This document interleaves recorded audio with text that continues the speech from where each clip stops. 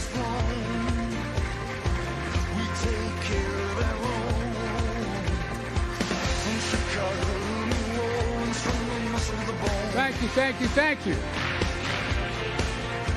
So good to be From the here. shotgun shack to the Superdome. Rainbow Hill, Calvary. Who deserve help and paid for most of it. You know, my great friend, he is a great friend, Governor O'Malley. My dad, the Biden family, started off in Baltimore. They don't say Baltimore, it's Baltimore. In Baltimore. But we've been friends for a long time. And I just want to say at the outset, if you ever want anybody on your team, whether it's an athletic team, whether you're in a battle, whether it's a political team, whether it's a team just trying to help, you want O'Malley. The guy has guts. No, I mean this sincerely. He not only has political courage, he has physical courage. He's across the board. If I ever want anybody standing next to me, I want O'Malley there with me. And I mean that sincerely. It really matters.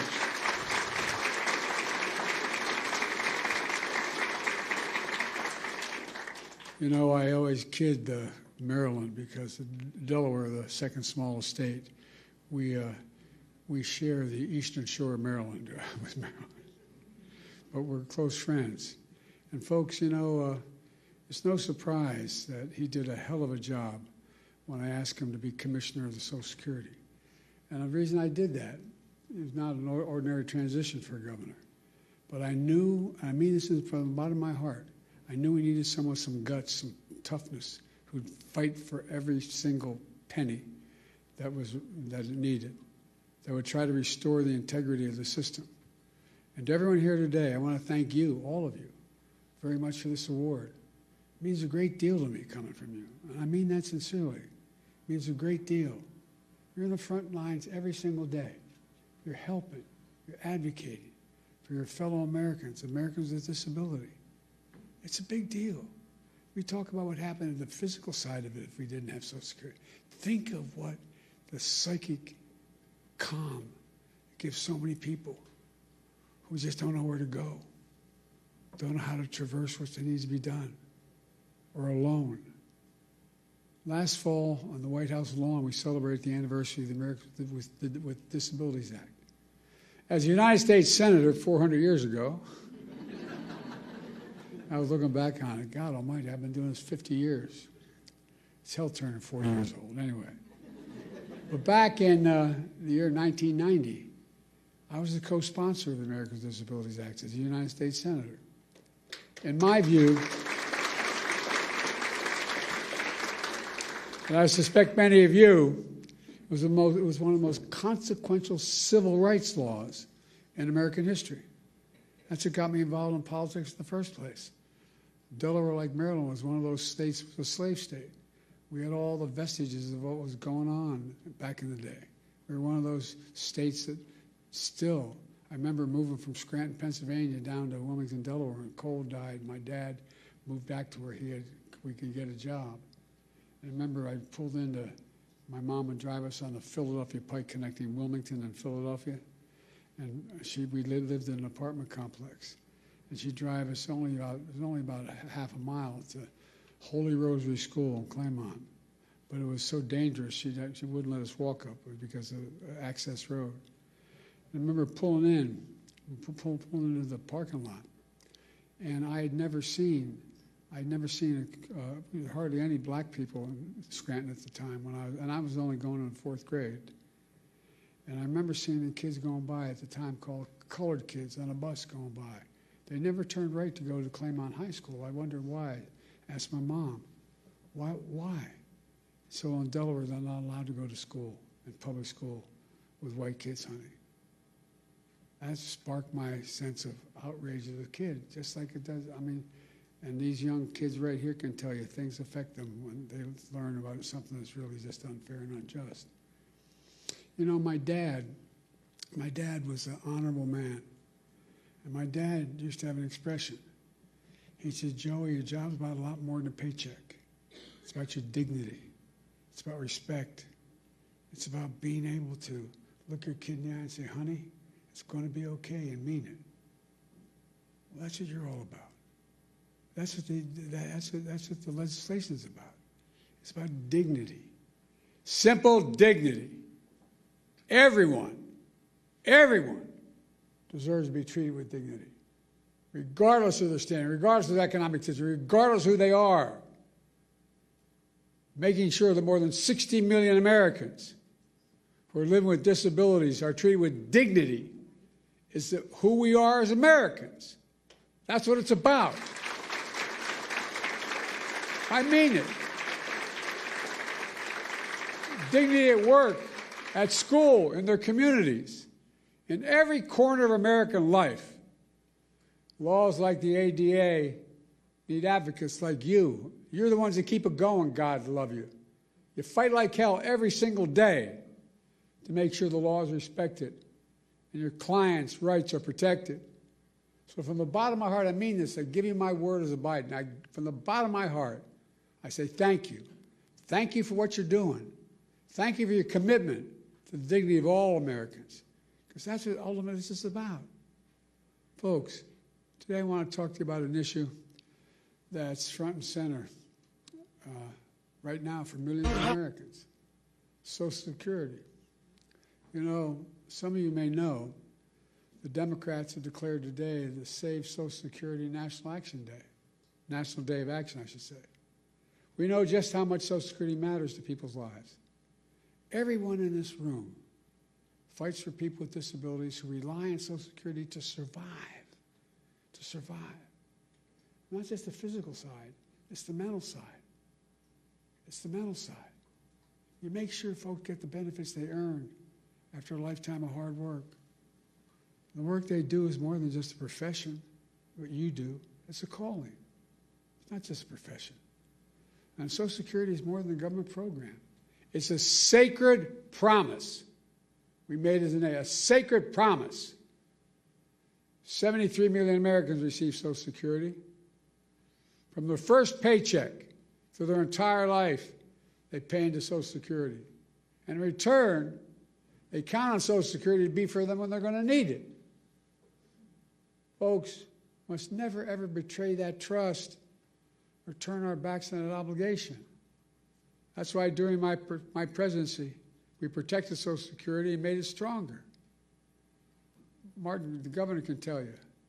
We came into office, Social Security Administration had its lowest staffing, she referenced it, lowest staffing levels in 50 years. And demand was going through the roof because of my generation and the baby boom generation, reaching the retirement age. So the demands on Social Security increased significantly. Our administration secured nearly $2 billion to reduce the backlogs and improve customer service. We slashed wait times for folks in need who are calling the 1-800 number. We got it down to under 13 minutes. It used to be 3 times that long when we took office. We made it easier for people to get help with their claims online.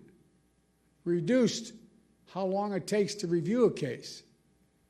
We fixed the appeal system to make it uniform in all 50 states, which made a difference. We strengthened the anti-fraud measures to protect people's identities and to make sure benefits are going to people who actually they belong to. By the way, those 300-year-old folk getting that Social Security, I want to meet them because I like to figure out how they live that. Hell of a thing, man. I'm looking for longevity because it's hell when you turn 40 years old. But as a result, by the time we left office, we had improved every single line of customer service, from applying for disability to filing an appeal to reporting fraud. It all became more efficient and more effective. And I'll bet it made your jobs easier, too, in the process. Now, these achievements may not sound so glamorous to most people, but you know, they're absolutely essential. In my view, one of the most important jobs of any elected official is to make sure the government works for the people, works for all people. It's understandable. They can understand what it is. And then we keep our promises to the people, to all the people. That's exactly what we did, thanks to all of you. I also signed into law the Social Security Fairness Act. That act eliminated 2 unfair rules so public employees wouldn't get shortchanged. The government pension offset and the windfall elimination provision can never come in ever again.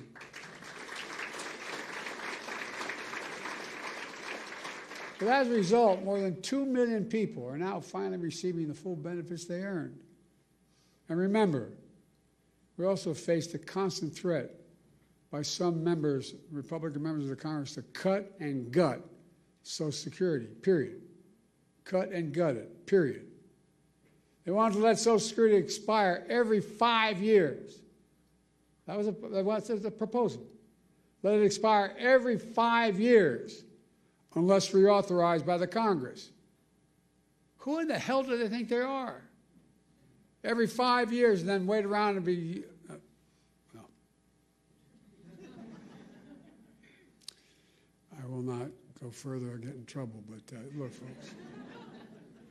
Can you imagine the chaos it would have charged? Every 5 years, Congress is going to step up. You imagine this Congress stepping up? They threatened to raise the retirement age as well. Now, that might not be a hardship for someone working in a comfortable job.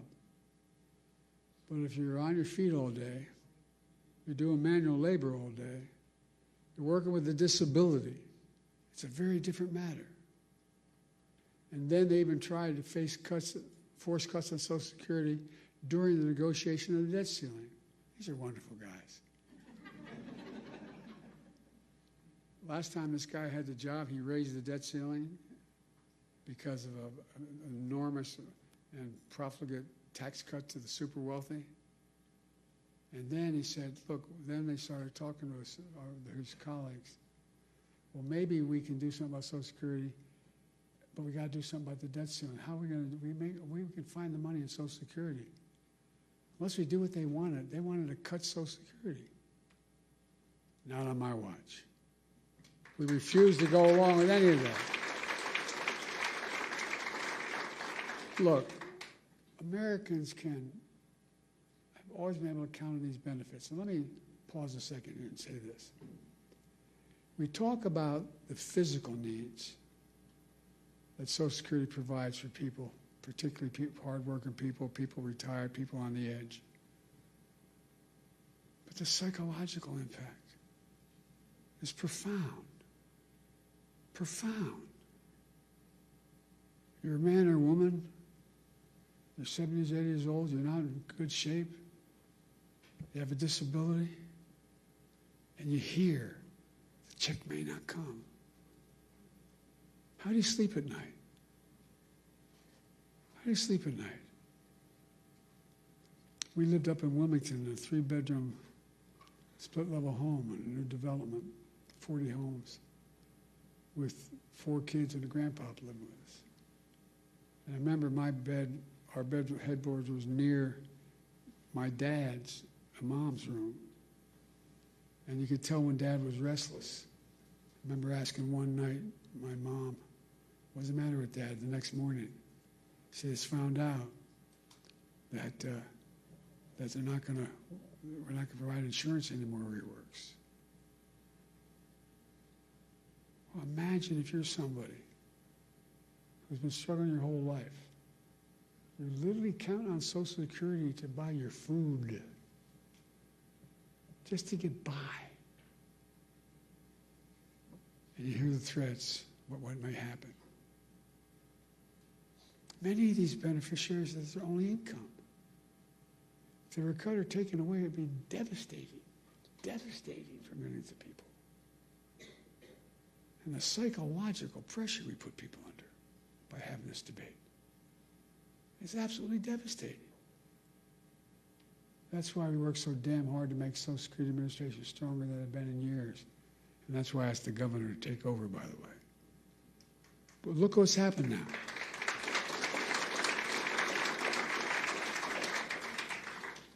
Fewer than 100 days, this new administration has made done so much damage and so much destruction. It's kind of breathtaking it could happen that soon. They've taken a hatchet to the Social Security Administration, pushing an additional 7,000 employees, 7,000 out the door in that time, including the most seasoned career officials. Now they're getting ready to push thousands more out the door. Already we can see the effects. For example, thousands of people use the Social Security website every single day to check on their benefits and submit their claims. But now, the technology division of the Social Security Administration has been cut in half. And so the website's crashing. People can't sign on to their accounts. What do you think it does to that woman's living alone at 74 years checking and just not able to even find out whether she can't even find out what that disability claim is she has? She can't file a new disability claim. And a lot of these people are being told incorrectly that their benefits have ended. Folks, imagine the panic that causes if you're a retiree living alone with only Social Security to depend upon. So now people are overwhelming the phone lines. They're showing up at the local Social Security office, tearful and frantic, and told, "Do you have an appointment?" In that tone, by the way. I can give you a personal example if I'm not going to, though. To cap it all off, serious people are now generally concerned for the first time in history, for the first and only time in history, that Social Security benefits may be delayed or interrupted. Folks, let's put this in perspective. In the 90 years since Franklin Roosevelt created the Social Security system, people have always gotten their Social Security checks. They've gotten them during wartime, during recessions, during a pandemic. No matter what, they got them. But now, for the first time ever, that might change. It would be a calamity for millions of families, millions of people. But the current Secretary of Commerce doesn't seem to get it. Or based on his comments, he doesn't seem to even care. Many of you saw what he said the other day. And by the way, he's a billionaire. God love him, as my mother would say. Paying 8.5% in taxes. Anyway. Billionaires, I don't know what he's paying. But when he talked about the possibility of the Social Security checks not going out this month, he shrugged it off. Here's what he said. He said his 94-year-old mother-in-law wouldn't complain, wouldn't bother her. She's probably a lovely woman. No kidding. Her son-in-law is a billionaire. What about that 94-year-old mother living all by herself? Doesn't have a billionaire in the family. Or all the retirees who depend on that monthly check to feed themselves. All those people with disabilities have no other source. What about all those people? That's who you fight for. So they so desperately need you. And folks, it's not just the Secretary of Commerce. We heard how others, empowered and emboldened by this administration, talk about Social Security. One of them called it a Ponzi scheme. A Ponzi scheme? What the hell are they talking about? People earn these benefits. They paid into that benefit. They rely on that benefit. And no one should take it away. You know, Franklin Roosevelt had a different view. He was president coming out of the Great Depression. He and all his colleagues saw great suffering, so much poverty. He also took steps to raise standard of living for ordinary Americans, including creating Social Security. He himself was from a very wealthy family. He didn't need Social Security, but understood how much it would mean to millions of Americans. He knew it would make America stronger in the process. And it has. It makes our economy stronger. It makes the community stronger. It makes families stronger. It gives peace of mind. That's why the vast majority of Americans, including many wealthy Americans, still support, thank God, Social Security. And very wealthy billionaires still support Social Security. They may not rely on themselves, but they know. Social Security deserves to be protected for the good of the nation as a whole. You got to ask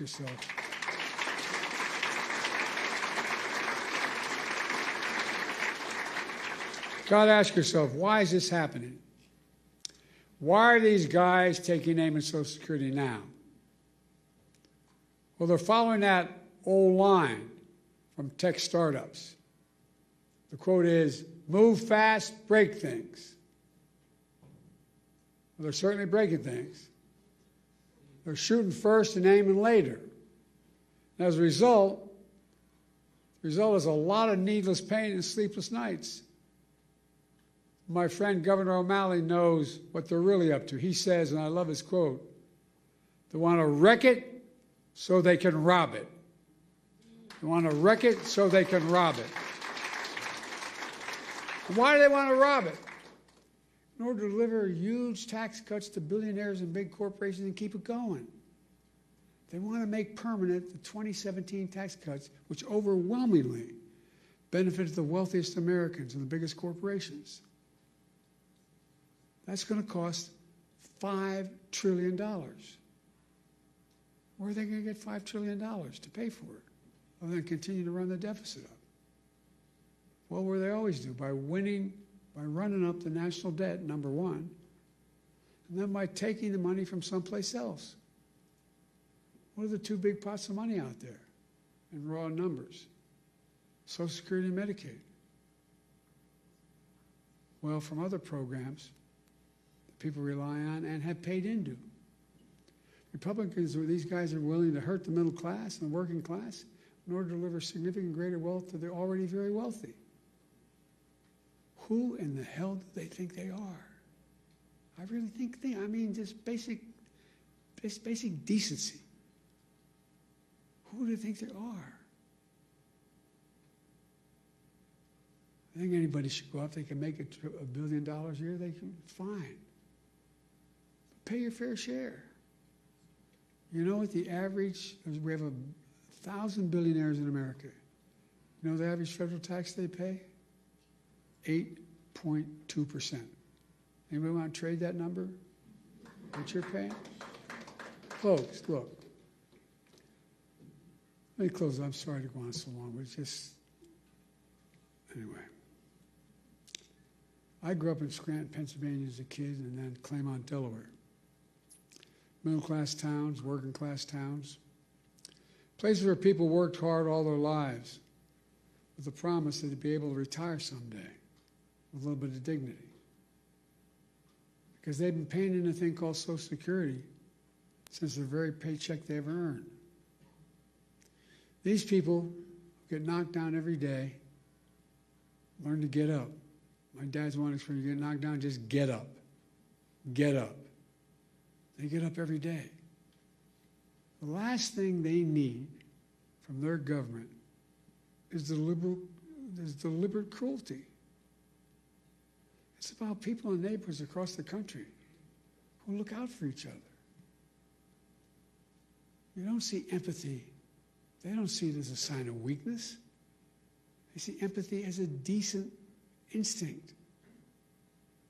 They don't see cruelty as a sign of strength. Social Security is about more than retirement accounts. It's about honoring a fundamental trust between government and people. It's about peace of mind for those who work their whole lives so they can rest assured they'll have a chance. They'll get back some of what they earned and what they deserve. But more than anything else, I mean this sincerely. And as my friend says, maybe it's the Irish of it in me, but it's about who we are as Americans. Who are we? What makes us distinct from the rest of the world? It comes down to basic, in my view, fundamental American values. Nobody's king. Nobody's the boss. Everybody has a shot. All people are asking for is a shot. Honesty, decency. Where hard work is rewarded. Have some faith in each other. Fairness, simple fairness. We can't go on like this as a divided nation, as divided as we are. Like I said, I've been doing this a long time. It's never been this divided. Granted, it's roughly 30%, but it's a 30% that has no heart. What we see in America, that's what we believe in, fairness. And that's the America we can never forget or walk away from. Folks, I mean this. I know it sounds trite, but I have to remember who we are. We're the United States of America. The United States of America. The most unique country in the history of the world, and that's not hyperbole. Every other nation was founded because of religion, geography, ethnicity. We're the only nation in the world founded on an ocean. We hold these truths to be self-evident, that all men and women are created equal, endowed by their Creator. That's the one thing that united us, an idea. Every other nation was because of a purpose. It's an idea. And how can we fulfill the outcome, the meaning of that idea? We walk away from just basic fundamental decency. Folks, sorry to go on so long, but I feel deeply about this. You know, you've heard me say it before, and I'll say it again. There's nothing beyond the capacity of America to do when we do it together. Let's do it together. God bless you all. May God protect our troops. Thank you for what you do. And thank you for this wonderful award. Thank you.